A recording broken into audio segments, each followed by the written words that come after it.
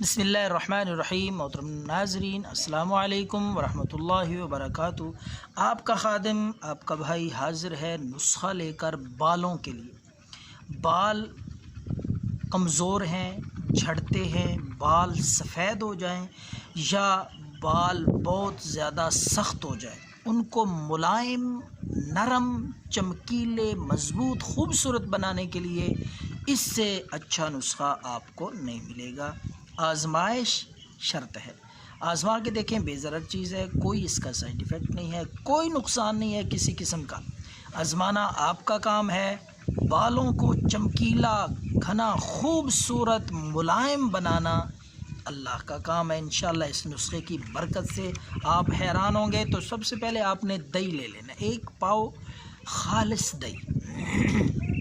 1 पाव दही में आपने 10 अदद काली मिर्चें पिसी हुई, काली मिर्च ले लें, उनको पीस लें, बारीक पीस कर वो 10 काली मिर्चों का सफ़ूफ जो है वो आपने दही में डाल लेना है। दही खट्टा नहीं होना चाहिए, ताज़ा दही, तो उसमें आप डाल लें। दही 1 पाव होनी चाहिए, कम और ज़्यादा नहीं।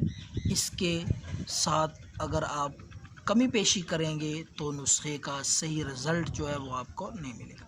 जितनी मिक़दार में चीज़ें मैं बता रहा हूँ कोशिश करें उतनी मिक़दार में। और सबसे पहले दही 1 पाव, उसमें 10 अदद काली मिर्चें बारीक पीस कर वो भी डाल लें।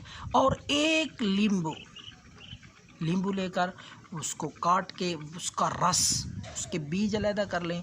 रस जो है वो आपने निचोड़ के उस दही में ये भी डाल लेना है। अच्छी तरह मिक्स करें।